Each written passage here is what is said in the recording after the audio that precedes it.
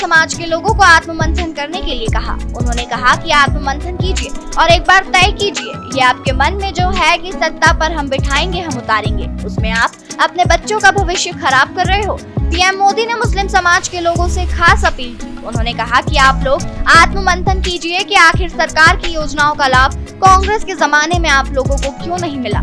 गुजरात में 10 साल में से 7 साल दंगे हुए थे, लेकिन 2002 के बाद गुजरात में एक भी दंगा नहीं हुआ है। कथित शराब घोटाले की वजह से जेल में बंद दिल्ली के मुख्यमंत्री अरविंद केजरीवाल के सामने एक और मुसीबत खड़ी हो गई है। दिल्ली के एलजीबी के सक्सेना ने आम आदमी पार्टी के राष्ट्रीय संयोजक के खिलाफ एनआईए जांच की सिफारिश कर दी है। यह केंद्रीय एजेंसी आतंकवाद से जुड़े मामलों की जांच करती है। एलजी को शिकायत मिली थी कि आम आदमी पार्टी और इसके मुखिया ने खालिस्तानी आतंकी संगठन सिख फॉर जस्टिस से फंडिंग ली। महाराष्ट्र की बारामती लोकसभा सीट पर भी आज वोटिंग हो रही है। लोकसभा चुनाव के तीसरे चरण में 11 राज्यों की 93 सीटों पर मतदान चल रहा है। आज ही महाराष्ट्र की बारामती लोकसभा सीट पर भी वोट डाले जा रहे हैं, जो शरद पवार फैमिली का गढ़ है। इस सीट पर जंग इस बार रोचक है, क्योंकि परिवार में ही दो फाड़ है। एक तरफ अजित पवार भाजपा के साथ जाकर राज्य के डिप्टी सीएम है, वहीं पार्टी के ही दूसरे धड़े के नेता अब भी शरद पवार ही है। इसी के चलते परिवार में ही आपसी हमले चल रहे हैं। वोटिंग से ठीक पहले अजित पवार और शरद पवार के पोते रोहित पवार के बीच भी जुबानी जंग छिड़ती दिखी। लोकसभा चुनाव में तीसरे चरण के लिए वोटिंग आज सुबह 7 बजे से शुरू हो गई है। इस चरण में 11 राज्य और केंद्र शासित प्रदेश की 93 सीटों पर मतदान हो रहा है।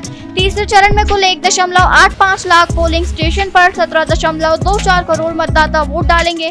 इसमें 8.85 करोड़ पुरुष मतदाता और 8.39 करोड़ महिला है। गृह मंत्री अमित शाह, स्वास्थ्य मंत्री मनसुख मंडाविया, केंद्रीय मंत्री पुरुषोत्तम रूपाला समेत कई केंद्रीय मंत्रियों के भाग्य का फैसला इस चरण में होगा। डिम्पल यादव, सुप्रिया सुले, दिग्विजय सिंह जैसे विपक्षी नेताओं की लोकसभा सीटों पर भी मतदान हो रहा है। भिंड के शिवपुरी के पूरा में मतदान करने जा रहे एक युवक को बदमाशों ने गोली मार दी। गोली लगने से राघवेंद्र पुत्र महेंद्र खटीक गंभीर रूप से घायल हो गया। उसे इलाज के लिए जिला अस्पताल लाया गया। प्राथमिक इलाज के बाद डॉक्टरों ने उसे ग्वालियर रेफर कर दिया। हालांकि भिंड कलेक्टर ने इस खबर को अफवाह बताया है। भिंड कलेक्टर के अकाउंट से एक्स कर बताया गया कि पुरानी रंजिश में विद्यावती कॉलेज के ठीक सामने राघवेंद्र खटीक घर पर ही बैठा था। इस दौरान दो लोगों ने फायरिंग कर दी, जिसमें फरियादी के पेट में गोली लगने से वह घायल हो गया। तत्काल उसे जिला चिकित्सालय में भर्ती कराया गया है। मध्य प्रदेश की 9 लोकसभा सीटों पर मतदान शुरू हो चुका है। गुना से केंद्रीय मंत्री ज्योतिरादित्य सिंधिया, विदिशा से पूर्व सीएम शिवराज सिंह चौहान और राजगढ़ लोकसभा सीट से दिग्विजय सिंह चुनाव मैदान में है। इस चरण में 2 पूर्व मुख्यमंत्री और एक केंद्रीय मंत्री की साख दांव पर लगी है। मतदान सुबह 7 बजे से शाम 6 बजे तक होगा। सभी मतदान केंद्रों पर सुरक्षा व्यवस्था चाक चौबंद है। पहले और दूसरे चरण में प्रदेश की 12 लोकसभा सीटों पर चुनाव संपन्न हो चुका है। बाकी बची 8 सीटों पर चौथे चरण में मतदान होगा।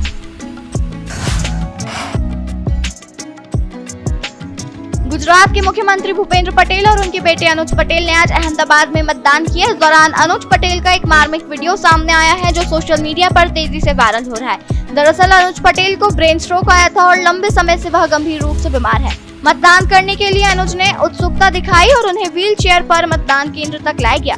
इसके बाद उन्होंने अहमदाबाद में मतदान किया। हैरत की बात है कि इस दौरान कोई वीआईपी मूवमेंट नहीं देखा गया। बीमार होने के बाद भी वह आम मतदाताओं की तरह लाइन में लगे और मतदान किया। विदिशा जिले के नटेरन के ढाढोन के ग्रामवासियों ने मतदान का बहिष्कार कर दिया। बता दें कि ग्रामीण मूलभूत सुविधाएं न मिलने से नाराज है और लंबे समय से अपनी मांगों के लिए प्रदर्शन करते आ रहे हैं। आज मतदान के दिन चुनाव का बहिष्कार कर ग्रामीण अपनी बात मनवाने पर अड़े हुए हैं। ग्रामीणों को समझाने के लिए एसडीएम एवं तहसीलदार मौके पर पहुंच गए और ग्रामवासियों को समझाने की कोशिश की। कलेक्टर बुद्धेश कुमार वैद्य भी विदिशा से गाँव की तरफ रवाना हो गए हैं। मतदान अभी रुका हुआ है। गुजरात की 25 लोकसभा सीटों पर आज मतदान शुरू हो चुका है। यहां शाम 6 बजे तक वोटिंग होगी। सूरत लोकसभा सीट पर भाजपा प्रत्याशी मुकेश दलाल निर्विरोध चुनाव जीत चुके हैं। बाकी बची 25 लोकसभा सीटों पर मतदान है। गृह मंत्री अमित शाह समेत 4 केंद्रीय मंत्रियों की प्रतिष्ठा दांव पर है। 2019 और 2014 के लोकसभा चुनाव में भाजपा गुजरात की सभी 26 सीटें जीत चुकी है।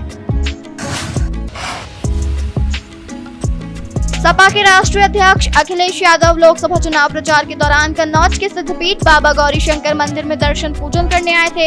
इससे जुड़ा एक वीडियो सोशल मीडिया पर वायरल हो रहा है। इसमें दिख रहा है कि बीजेपी कार्यकर्ताओं ने अखिलेश यादव के लौटने के बाद गौरीशंकर मंदिर को गंगा जल से धोया। बीजेपी के नगर अध्यक्ष शिवेंद्र कुमार ग्वाल ने आरोप लगाया कि अखिलेश के साथ आए कुछ मुस्लिम और बाकी कार्यकर्ता जूते पहनकर मंदिर परिसर में घुसे थे। इन्होंने वहां कथित तौर पर थूका भी था। इसके बाद मंदिर की सफाई की गई। अखिलेश यादव के आने से कोई परहेज नहीं है, लेकिन वह चुनावी हिंदू है। मंदिर के बाहर बोर्ड भी लगा है कि गैर सनातनियों का प्रवेश वर्जित है।